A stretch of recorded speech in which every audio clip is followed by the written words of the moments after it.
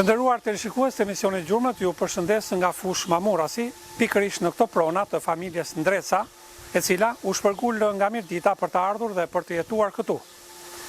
Në vitin 1997, dy nga djemtë e kësaj familje punuan me sera. Në vitin 2000, ata ideuan dhe ngritën fabrikën e miellit që është këtu pranë nesh.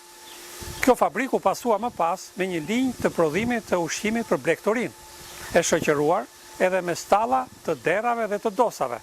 Por le të ndjekim intervistën ekskluzive që dha për ne njëri nga djemtë e familjes Ndreca. Ai është Shpëtim Ndreca. Na ndiqni për më shumë në emisionin Gjurmët. Zoti Shpëtim Ndreca, faleminderit që pranuat ftesën e emisionit Gjurmët dhe mirë se u gjejmë këtu në fush Mamuras që i takon bashkisë Kurbinit. Faleminderit ju takon juve, sepse ne këtu ishim. Këtu jemi vendosur që në 93-shin. Pavarësisht se aktiviteti jonë ka filluar në 97-ën, pasi jemi kthyer nga Kurbeti. Dhe hapat e parë tonë kanë qenë serat, se ish në gjithnjën në kërkim. Me serat kemi ecur goxha vite, por në vitin 2000 vendosëm me zhvillajnë që të bëjmë një fabrikë mielli, sepse kemi punu në Greqi edhe me mielin dhe ashtu sikur nuk na veshin re shumë gjana, na i tregojshin sekretet duke na pasin një shqiptar të rëndom që ta s'kan mundësi të bëjnë gjallë, pa mësuar thelbin e fabrikës miellit. Po, ju ngritët pikërisht në këto toka ku ndodhemi bashkë fabrikën e miellit në vitin 2000, apo jo? Në vitin 2000. Si ishte viti i parë, zoti Shpëtim, i funksionimit të kësaj fabrike? Viti i parë ishte si nga mentaliteti jonë për investim, ishte i vështirë, sepse e dishim se do të kemi një investim, por nuk e dishim se çfarë do të thotë të investosh dhe të marrësh përsipër një fushë kaq të madhe, sepse dihet se fabrikat kanë qenë të shumta në vitin 2000 në Shqipëri. Dhe gjithë ideja ishte që ne të krijojmë vende pune tonë në Shqipëri, që mos kishim nevojë më që të merresh në rrugët e Kurbetit dhe të mblidheshin gjithë si vëllezër ti përkushtohesh në kësaj pune. Me falë ndihmës që na tregoi një bashkëpunëtor nga Firi, Ferdinand Bandi, atëherë u merrte me shitjen e fabrikave të miellit, ishte si koordinator me Italinë. Ne na ndihmoi, na shiti ata që dinte ai të shitte. Pra, ju morët një linjë, një fabrikë mielli, ashtu sikur dishna për të bërë. Mos shohim sot se sot është linja 3 që kemi zëvendësuar, herën e dytë kuptuam deri diku. Dhe herën e tretë e bën të saktë sepse e dishin se çfarë do. Është fiks ajo çfarë i duhet popullit, çfarë na duhet ne, se ne populli është gjithmonë po i shërbeve të shërbem. Nuk do ta marrim që popullin hajde dalim shesim një diçka në tretë. Nëse ti nuk del me cilësi dhe bashkëkohor, nuk e çka kërkon tek populli, kërkoje tek vetë. Po, pikërisht zoti Shpëtim tek cilësia që ju e keni me shumë merak. Cili është gruri për të cilin ju e bluani dhe e tregtoni më pas mirë? Atëherë grurit ne mundona që t'i zgjedhim, dihet që gruri kanadeza shumë i mirë, po shumë i vështirë që të tregtohet në Shqipëri, sepse porti jon nuk e ka atë luks që të shkarkohen anijet 100.000 tonëshe, ato vinë në Francë dhe shpërndahen. Por ne funksionojmë shumë me grurin rus, sepse edhe rusi ka super cilësi për arsye të lartësisë, të nivelit të lartë të proteinave, që ka edhe të energjisë. Ka raste që flet analiza vjen shumë e mirë, por ka komponentë tjerë që nuk e përshtasin dhe ne e kemi bërë zgjidhjen, kuptohet mas shumë vujtjesh, e kemi bërë zgjidhjen që ai grun që nuk deli mirë e kalojmë tek blegtoria dhe nuk e hasim në vështirësi fare. Cila teknologjia, ju më thatë pak, teknologji moderne që përdorin sot për prodhimin e miellit? Prodhimin e miellit është teknologji e funit, përsa i përket mënyrës së përpunimit të grurit. Se gjithçka është se si këto fabrika realisht nuk quhen fabrika blorje, janë fabrika zhveshje. Pra që e zhveshin mielin me himen, e ndajnë edhe me grizën. Griza është ai ermiku që quhet në gjuhën popullore, është vitamina B e grunit që i hiqet. Dhe kur shkon buka e bardhë është pak të vitamina, sepse populli kërkon që ta ketë të bardhë, kurse buka e zezë i ka gjitha vitaminat. brenda, por që të dalje një bukë sa ma bardhë, sa ma shumë i themi reklam, se nuk është ma ushqyse, se ushqyse është buka e zezë, sepse i ka gjitha vitaminat brenda, por kështu i kërkojnë kushtet e tregut. Dhe prandaj e kemi vendos, është linje që kalon 10 kalime me 140 sita, që do të thotë një kokër grumri do të kalojë në 10 blorje dhe njëkohësisht në 149 sita që të sitët, pra që të arrihet të ndahet 100% mielli. Por ne kemi zgjedhur që mos qesim 20 cilësi mielli, siç bëjnë fabrikat e mëdha, që kuptohet kapaciteti i tyre i madh, kërkon tregu që dhe shojnë një cilësi e shojnë për kaushat e akullorëve, një cilësi e shojnë për amëlsira, një cilësi e shojnë për bukë. Ne të gjitha vitaminat që i ka grumri e shojmë një cilësi dhe ajo është e përshtatshme si për bukë, ashtu edhe është për amëlsira, për byrek dhe për të gjitha. Pra është një miell universal. Universal, me rrezet e ulët, jo rrezet e lartë. Çfarë rreze ka mielli ju pak a shumë? Mielli jon ne i quajmë në gjuhën teknike quhen miell me rreze 69-70. Kjo është rreze ulët. Po, mielli. Ta i quajnë marka 500 dhe 400 për ta ngatruj çik për mos ta nxjerr realitetin se ku është mielli. Fabrikat e mëdha arrin edhe me rreze 76, por kuptohet sa ma rreze të lartë shkosh, aq ma cilësi të do ke në miell. Pavarësisht bardhësisë apo ngjyrës së bukës, sepse ato i ruan.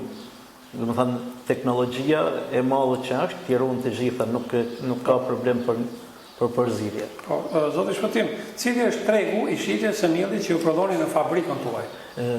Ju ndodheni në zonën e Mamurasit. Ne ndodhemi në zonën e Mamurasit dhe ne punojmë më shumë me gjithë ata që e bëjnë bukën vetë, ata që nuk kanë shumë besim tek furrat e bukës apo tek masiviteti, por janë për të gjithë ato, sidomos se ke njerëzit që kanë alergji buke ose diçka që ju thot doktori, dhe zona është e përhapur. Punojmë edhe me furra buke, se ka furra që siç punojmë ne me cilësi edhe ata punojnë me cilësi, janë do furra duan mielin ton, janë në Fushkruj, janë në Lash, janë në zonën e Lezhës, por ne punojmë shumë me Pukën, me Mirditën, me Shkodrën, edhe punojmë pjesa Tiranës vjen vetë e merr, domethënë ata individ, kurse Tirana vetë kuptohet që është popullate e madhe dhe furrat shohin më shumë masivitetin, jo cilësinë. Po ambalazhimi që i bëni miellit,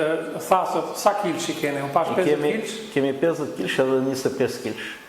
Janë funksional për zonat ku i shohim ne, 25 kilsh janë normë europiane që thajsi mos bëhet mbi 30 kilsh, dhe është e mesme, kurse thas 50 kilsh janë më shumë që i përdorin zonat e larta për i marrin nga pikat, nga dyshanet ku shiten, i transportojnë dikush me kafshë, dikush me makinë, se jo në gjitha vendet shkon rruga makinës. Dhe është problem dhe kuptohet, është një pakicë më e vogël që marrin 50 kilsh. Po, Shpëtim, ju jeni sipërmarrës në pozicionin e administratorit ose pronarit, siç e themi ne më shqip, por a merrni dhe ju pjesë në procese pune në fabrikën e miellit? Pashtë ju komandonit shumë mirë aparaturën elektronike. Unë marr pjesë shumë në gjithë procesin. Arsyeja është sepse jo gjithmonë gjen stabilitet në punëtorin. Nëse ti nuk e din vetë pjesën, është sidomos tek mielli është regjistrimi, ne i themi kalkulimi i gjithë grupeve. Në atë aparaturë elektronike, apo? Jo, përveç elektronikës, janë ato blorjet që i pave se ke pjesa elektronikës atjetër. Aty është ma shumë punë teknologu, dhe teknologu është me sy dhe me dorë. Duhet ta dallosh. Duhet ta dallosh, nuk është me aparat që si e pam tek fabrika ushqimit që i do me trashësi fikse, aty nuk ka, aty është çdo gjë ndryshon me cilësia e grurit. Kemi grunet të forta, grunet të buta, grunet gjysmë të forta, dhe të gjitha këtyne ju ndryshon regjistrimi. Dhe për të mësuar gjithë të gjëra që tha, edhe puna vetëm mëson, apo? Vetëm puna të mëson. Edhe eksperjenca? Eksperjenca të mëson tregu sepse nuk ta pranon. Dhe një gjë si s'ta pranon, nëse ty nuk të dhën, nuk do ta mësosh kurrë. Nëse ty të dhën, do ta mësosh. Ti vetë si e mësove këtë teknologji? Ne fal Zotit, pa të marrë në montim 2 specialistë të lushnjës, ata kanë qenë të 2 teknologë të fabrikës së kohës monizmit dhe shumë specialistë, njëri në ta punon në Itali, në fabrika të mëdha, dhe gjithçka, kujtim Dushku, që Dushallari, fal atij dhe Nikos, që ata i teknologu i tjetër, fal atyne ne e kemi mësuar. Pastaj ne ka një 3 vjet që po na animon shumë një teknolog grek, origjinë shqiptare. Dhe tashmë që ju jeni bërë mjeshtër, ta themi kështu, përveç se jeni dhe pronar, a ja jepni këtë eksperiencën tuaj dhe punëtorëve tuaj? Deri tani se kjo është sa javë tash për ta marrë punëtori. Mund të bësh tema pa fund, mund të diskutosh pa fund, nuk e kupton. Kurse ai djali që e pave në krah tim, ai i kap gjanat vet, është origjinë e largët, e ka origjinë qame. Dhe po ja jep atij këtë zanat. Dhe atij ai e ka marrë. Ai e ka marrë. Ai e ka marrë në çdo drejtim. Domethënë kur unë smuhem kam në diçka e merr frenën dhe ban shumë mirë, nuk ka si dallim. Po, sot shpëtim pas gati 25 vjetëve që keni ngritur këtë fabrikën e miellit, tha dhe ngritën në vitin 2000, apo? 2000. Si ndiheni në raport me klientët, përgëzimet që merrni prej tyre, klientë të përhershëm, klientë të rinj që u vinë? Me idenë që kishim në vitin 2000 që nuk do bëjmë fabrikë për masivitet, për popullat masive, dhe nitën ke artizanalja në kuptimin e figurativ të fjalës, jo të cilësisë e gjithët, për me pasi gjatë të kontrollueshme. Pra, ju rendët mas cilësisë. Mas cilësisë, dhe ne jemi shumë të kënaqur sepse kemi realizuar ata çfarë kemi dashur. Dhe ne e shohim se në të gjitha ato që janë masive, sido si punosh, sa do javë tjesh, sa do cilësi, prap ty do t'ike sepse janë fabrika që blujnë 250 tonë 24 orë dhe ka raste se 250 tonë që nuk është cilësi e njëjtë. Dhe me ndryshimin e cilësisë do të kuptosh se në 7-4 fabrikë do të ndrosh gjitha regjistrat dhe kanë raste që nuk e kapin dhe ndodhin ato anomalitë. Kurse ne maksimumi do të ndodhje në një thes, fillimi apo funi i fabrikës dhe ata me gjithë secilin e kemi me drejt kthimi dhe mund të konsideroj një herë në 2 vjet që le ta sjellja atë. Mund të kthehet një thes. Mund të kthehet një thes, nuk është prefekte, është gënjeshtër çdo gjë, prefekte çdo gjë sepse mund të kesh një bllokim, mund të jetë mosvëmendje. Puna ka dhe firo të vogla. Ka dhe firo që janë pranueshme. Po. Dhe para se të kalojmë në pjesën e dytë shpëtim, pra ju shoh të çmim që keni, është një çmim ndërkombëtar. Na flisni pak për çmimin që keni marrë për industrinë e miellit apo? Në 2015 na vjen një email nga Internacionalja e Ushqimit në Spanjë, thotë ju jeni të përzgjedhur për të fituar këtë çmim. Herë kujtuam se po bëshin, mos ishte në i hacker, mos ishte në i mashtrim, dhe ne hem një mail dhe komunikuam fort me ta, i thëmi, si është njëra përzgjedhje, si na keni përzgjedhë, se ne jemi në Shqipëri, thot, ju jeni në Shqipëri, thot, jeni në Fushmamurës, thot, provat tuja të gjitha i kemi marrë, thot, në Korbin, me mellin tuaj, kemi marrë në Lezhë, kemi marrë në Fushmuj, kanë marrë mostrat, kanë bërë studimet, kanë analizuar dhe kanë pa që asteni nuk ka asë një landë shtese dhe janë të gjitha bie të grunit mrena parametrave që si kanë ata standardin janë dhe në bazë saj na kanë përzgjedh. Pastaj na si u binëm, shkum me zhvillajnë në Spanjë. Ku u zhvilluan në Madrid? Ku u zhvilluan në Madrid. Aty ishin 70 shtete, në 70 shtete në këtë fushë ishtë na përzgjedhur ne. Na u afruar një Çipëriot, ishte një biznesmen shumë i madh, Dhe më thot sa 1000 ton mund të bënin mujt që t'i marrim ne, thëmi jemi fabrike e vogël, jemi mini fabrik, si ka mundësi thot që keni këtë cilësi, por jena përkushtohet cilësisë, thot kena ngel tek e vogla.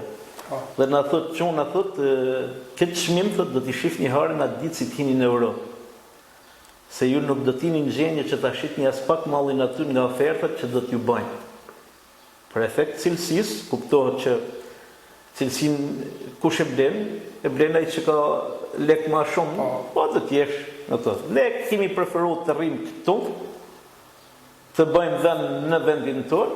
Kemi edhe përjardhje familjare që gjyshi babës tim ka ra në luftën e Dorësit 1913 dhe jena si atë dhe dashës, s'kena pranu, s'kena pas shumë mundësi, punojshëm edhe në Greqi, punojshëm edhe në Itali, të bëjsh në ndikosh edhe në për të vende tjera, por ai mentaliteti ose ajo rritja fëmijërore, ajo dashuria prindërve fëmijërore që na ka fut për Shqipërinë, ju bëri që të qëndroni që investonin këtu.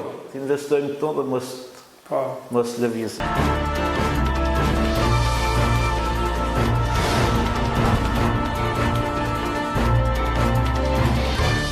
Pas 25 vitesh punë të suksesshme me fabrikën e miellit që keni ju në fushë Mamuras, ju lindi ideja që ju të çelni një tjetër sipërmarrje, po në atë biznes pranë fabrikës miellit për të prodhuar ushqimin për blegtorinë. Si u lindi dhe kjo ide e dytë për sipërmarrjen tuaj?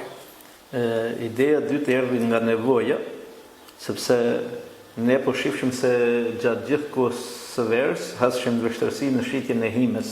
Himja është nën produkt i grurit që vjen bëhet shkputja e miellit dhe himes dhe e grizës dhe është e nevojshme vetëm për blegtori. Dhe ne shtuam, bëm kompleksin e derrit duke kujtuar se i konsumon derri, por pam se derri nuk zhvillohet duke konsumuar hime, sepse himja ka një energji të ulët dhe një protein e ka 15%, po energjinë e ka 1100, dhe është e ulët. Pra, duhet i shtonin ingredient të tjera, apo jo? Po, dhe si fillon për të bërë hime, i herë fillon është procesi i blorjes, pra para procesit blorjes fillon procesi i pastrimit, pastrohet gruri, pasi pastrohet kalon në lavagran dhe lahet për t'ja hek të gjithë ato që binë se gruri në fush ka unthe, ka vruge, ka shumë mbeti tjera, pasi pastrohet thahet, pas tharjes kalojmë kim bën linjë 2 të pastrimit, që pastrohet edhe një herë, për herë të dytë, pastaj del himja 100% e pastër, e thëmi e pastër, sepse është e pastër nga hiri i vetë. Se gruri, kur vjen nga porti, gjithmonë ka 0.06% hije. Po ta kthesh tek himja, sepse himja del, është 70% miell, është 10% ermik, po është 20% hime. Dhe ke ky 20% hime na kalon hiri i 100 kileve nga 6%, në 0.06%, rritet me 4 herë, që do të thot 0.24%, dhe kalon një përshirje shumë të lartë. Për mos të ndodhë kjo, pra ne kemi kaluar në procesin e larjes, që himja tjetë shumë e pastër dhe tjetë shumë efektive për blegtorinë. Po, një pyetje, kam një kuriozitet për televizionistët e emisionit Gjurmët. Çfarë e përbën, çfarë ingredientash të tjerë i shtohen himes për të bërë ushqim për blegtorinë? Për të bërë ushqim për blegtorinë, po t'i marrim të gjitha me rënd, sepse një ushqim blegtoral i derrit maksimumi ka 5% hime. Po. Jo më shumë, nuk leja. Po. Pjesa tjetër? Pjesa tjetër i ka soj, ka sojen, ka misrin, ka grurin, ka elbin, ka bëlsin e lule diellit, aty ku përdoret, ka vaj soje, ose dikur kim pa përdor vajin e lule diellit, por me qenë se vaj sojes tani ka, sepse tregtia është gjithmonë e hapur, vjen gjithçka, nuk mungon dhe është me energji më të lartë. Po. Dhe i plotëson shumë shpejt nevojat e ushqimit vektoral për energji. Shpëtim, edhe një pyetje tjetër, të gjitha këto ingredient shkartisen në përqindje të caktuara, po, përveç tyne ka edhe grupin mineral, që është 3% që çdo ushqim i merr se pa grupin mineral nuk mund të zhvillohet një blegtërise. Prandaj themi se një derë jegër do 20 vjet që të rritet në mal duke hëngrë atë rrajtë të bimë, kurse industria ka hetë sepse bimë medicinale mlidhen dhe rrajtë të gjitha qënë në fabrikat dhe fabrikat e mëdhaja që prodhojnë, thëmi gjithmonë premix ose vitamine për blegtërin, të i marrin i përpunojnë dhe i bimë të gatshme dhe i merë në një kohë të shkurtër, i merë blegtëria, si tha, e nisim të kimja, në racion të ushqimor të klopa e kena shkon ka 10% shi, tek vishi shkon 10%, tek qingjat, tek delet shkon 8%, pula nuk e pranon fare, nuk e pranon, sepse e donë energjinë e lartë dhe po të fosi shlimen nuk të len që ta kapish në një sasi të vogël energjinë, po edhe pulat e detit ose zotë e detit nuk e pranojnë fare himen, nuk futet në racion të ushqimor, vetëm në qëse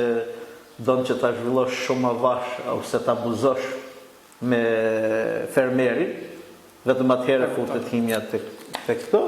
Kemi edhe pullat e vezëve që prapë të pula e vezëve nuk futet,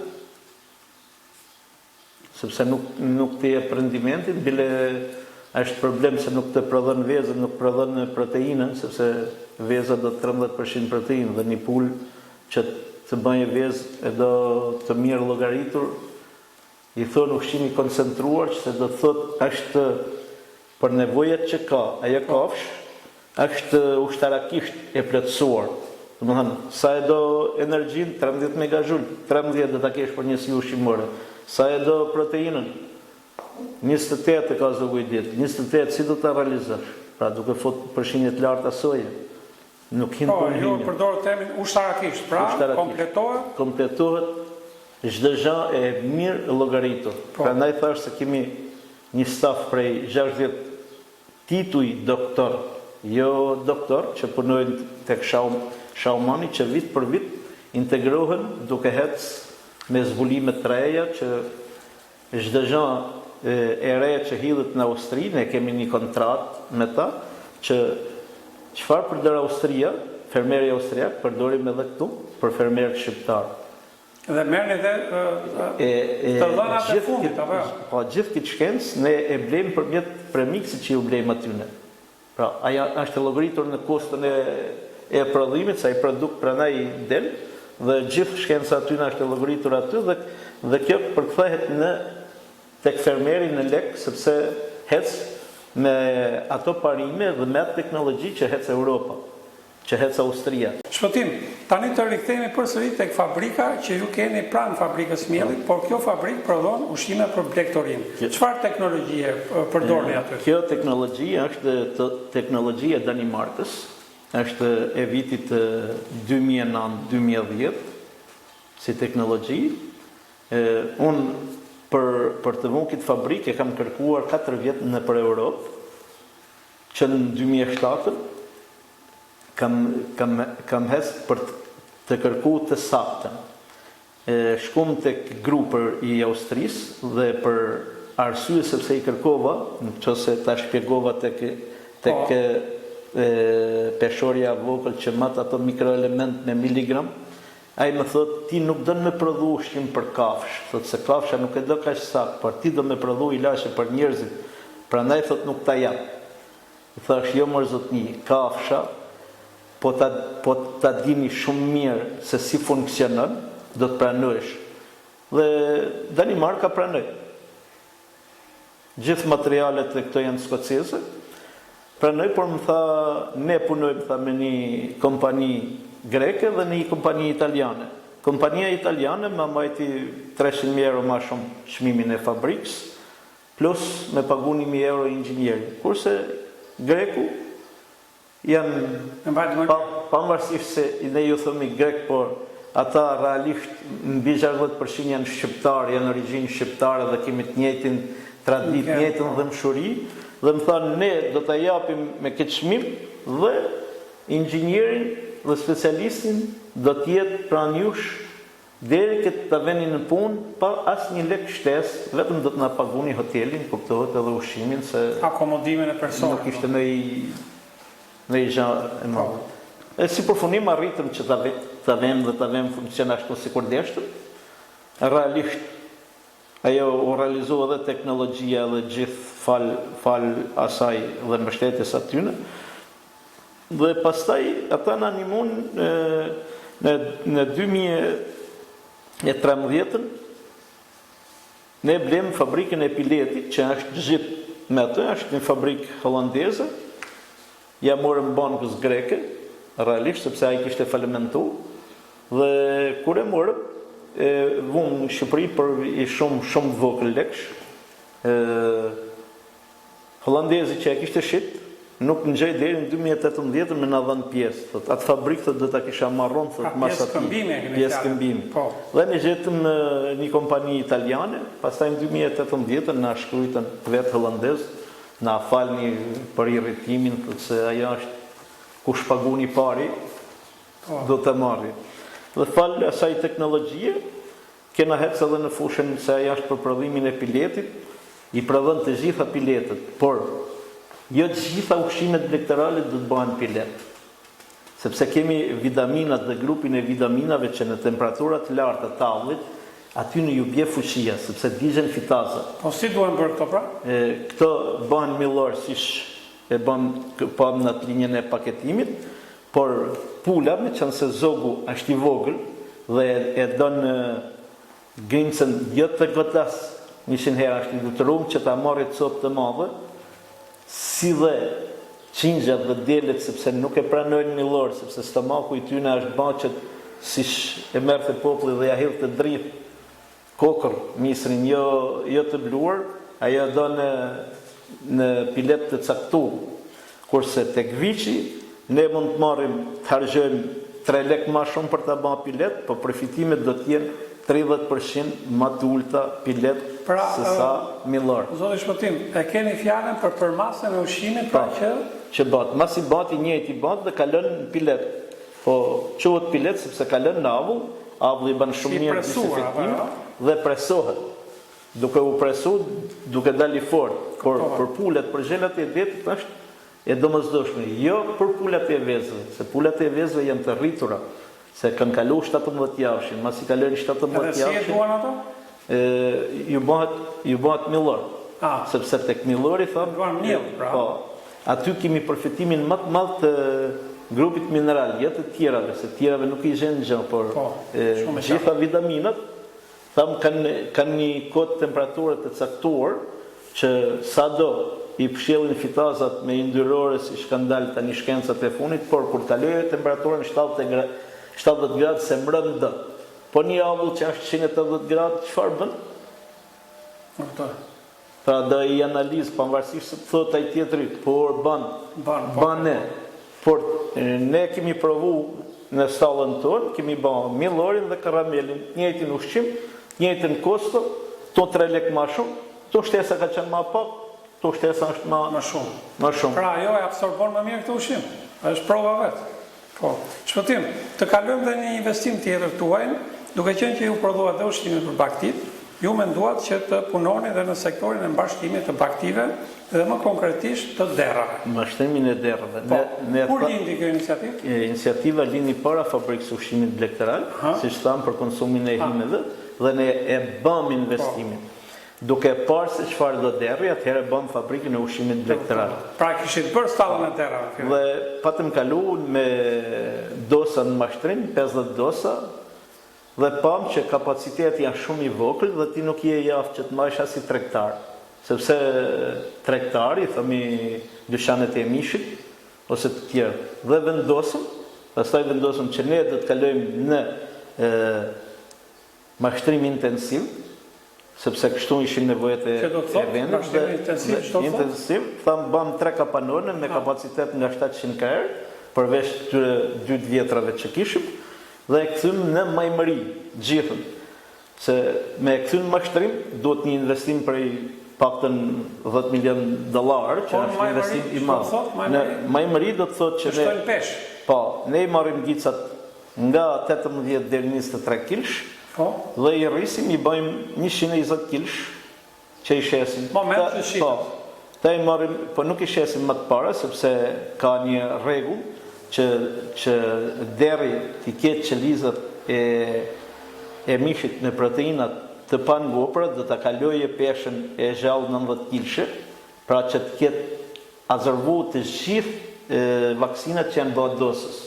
Sepse në trupin e dosës ato jetojnë, se jeton 109 ditë, si e ka deri 113 ditë, por edhe në trupin e vetë nga nana e merë dhe prap deri këtë shkoje 20 kilsh, aja është duke u pastru, por edhe gjatë kohës se mas i ka lindë, ai mund kalojë në i viroz, mund kalojë në i grip derja, në i smunje tjetër dhe tjetë të rumë që t'i bash medikamente. Dhe pranaj është ligji Europian është 90 kg, duke qenë se ti shkon mbi këtë peshë, shkon 120 kg, je 100% i sigurt, sepse nga 50 kg mrapa nuk ka nevojë për mjekim derri se rritet vetë, dhe i kalon të gjitha fazat dhe del realisht me ushqimin që ti jep. Dhe duke kalu 120 kg, del cilësia, thash, i ka qelizat e pandotura, dhe del cilësia shumë e lartë.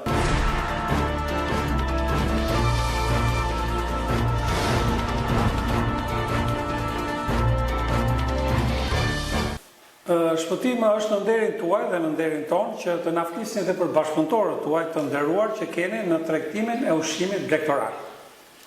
Atëherë, unë në ushqimin blegtoral thash punoj më shumë në ferma, sepse fermat janë ato që të nxjerrin se sa i saktë dhe sa rezultativ je. I herë do t'i përmend i falenderoj të gjithë.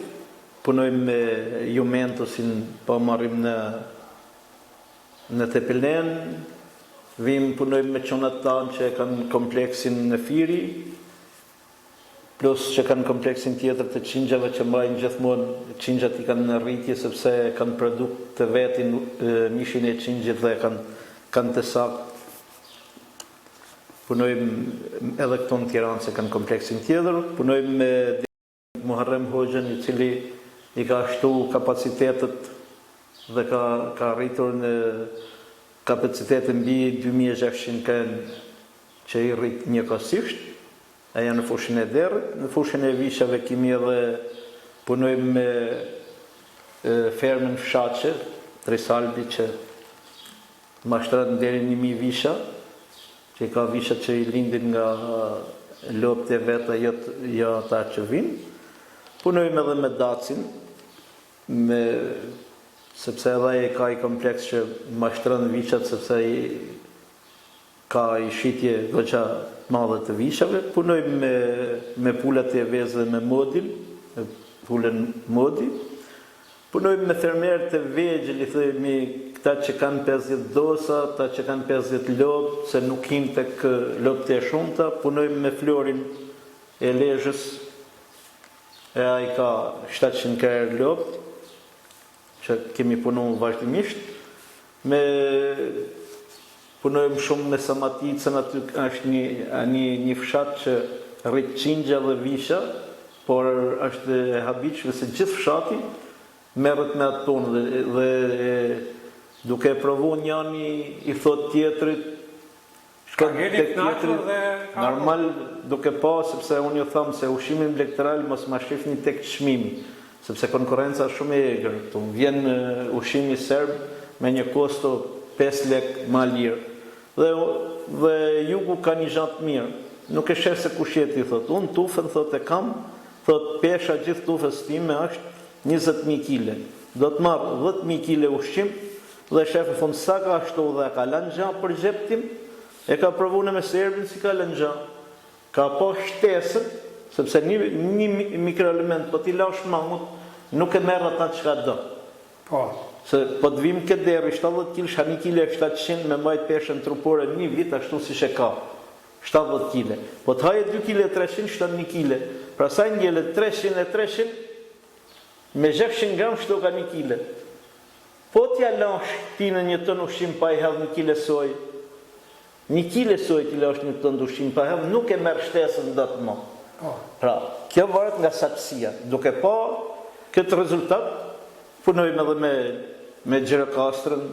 Të gjithë kanë ngel shumë të nashën, pastaj punojmë në veri me shumë të tha, me veriu ka ma shumë fermat vogla, sepse nga 50, apo dera, nuk jenë 50 dosa, maksimumi 50 lopë, kanë 100 visha, që në ekonomi të tregut, gjithmonë që të futesh, duhet kesh sasi, kesh mbi 300 lopë, 700 lopë, kesh 1000 lopë, kesh 400 vishat, kesh 2-3 dera, jo të kesh me gjanat vogla, se po t'i marrish 2 pula jashtë, nuk e di kur se sa shtojnë ato, se ato hanë edhe në natyrë dhe nuk nxjerr rezultat. Të nderuar teleshikues të emisionit Gjurmët, tu i ka ardhur fundi emisionit ton për ditën e sotme. Ju kujtojmë se ishim në një intervistë ekskluzive me zotin Shpëtim Ndreca, i cili tregoi historinë e tij të suksesit në industrinë e miellit, të prodhimit të ushqimit për blegtorin, por edhe me mbashtimin e blegtorisë. Për të gjithë ju që na ndoqët, faleminderit për vëmendjen tuaj dhe mirupafshim në emisione të tjera.